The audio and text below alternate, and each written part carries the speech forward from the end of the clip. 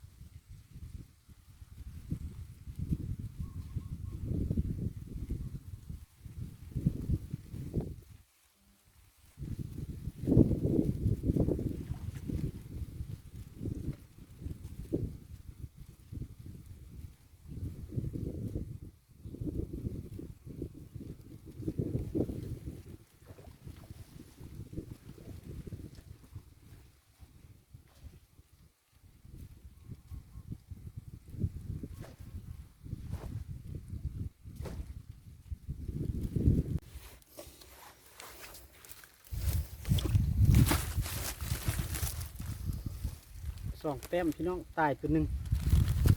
เด้อพี่น้องเด้อนี่ได้อยู่2 แต้มแต่ตายตัวหนึ่งฮะโอ้ย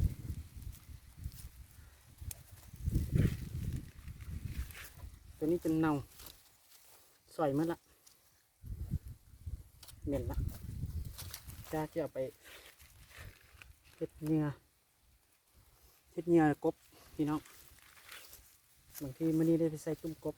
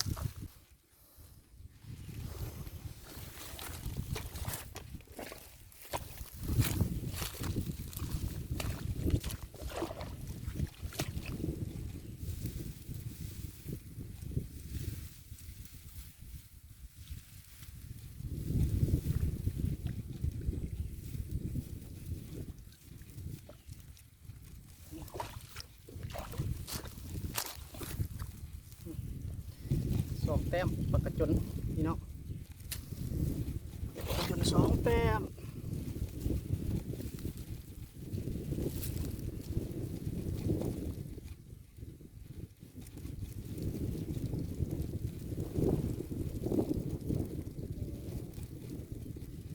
สีออกมาได้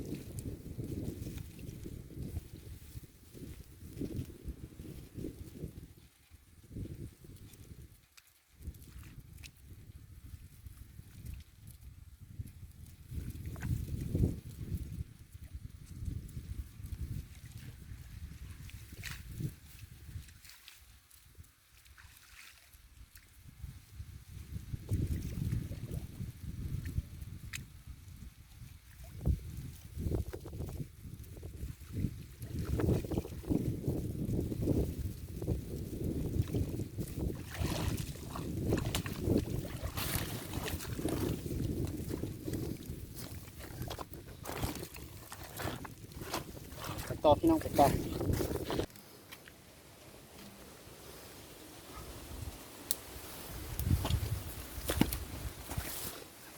เด้อพี่น้องเด้อคือ1 แต้มเด้อนี่พี่น้องก็จะเห็นเนาะนี่เนาะเอาก่อนน้ำท่วมเบิดตุ้มนะย่านเนี่ยเขาเจ้าตันน้ำบ่จักใส่พอดีงามๆพี่น้องพอพอดีใส่งามนี่สำคัญ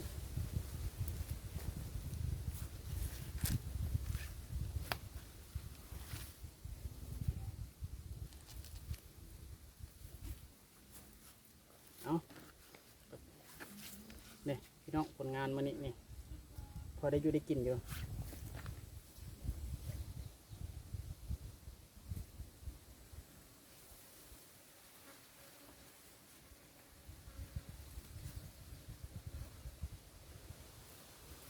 เอาไปใส่ก่อนเด้อพี่น้องเด้องัดใส่ก่อน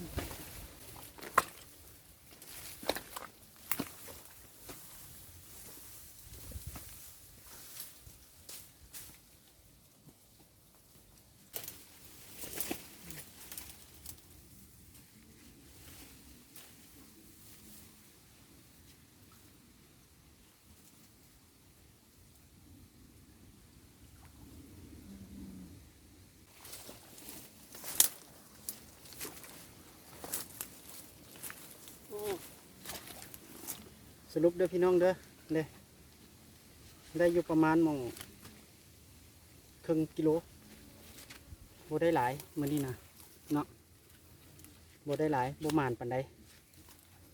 พอได้อยู่ได้กินมีปลาเน่าตัวหนึ่งยกออกก่อนซอกหาสิได้เอาถุงยางใส่ก่อนพี่น้องเหม็นแฮะ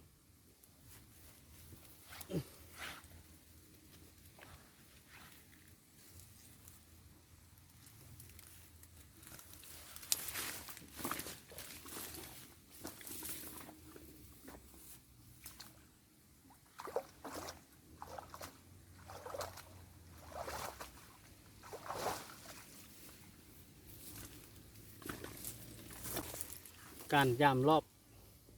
จักป่าของเขาถือว่าเป็นการสำเร็จเด้อพี่น้องเด้อครับพอได้อยู่ได้กินอยู่บ่หมันปานใดสำหรับคลิปนี้เนาะขอขอบใจน้ำพี่น้ำน้องที่ติดตามที่เป็นกำลังแห่งใจเนาะฝากกดไลค์กดแชร์กด Subscribe ให้กับบ่าวบัตรเด้อพี่น้องเด้อเอาเพื่อเป็นกำลังแห่งใจเนาะสำหรับคลิปนี้สบายดี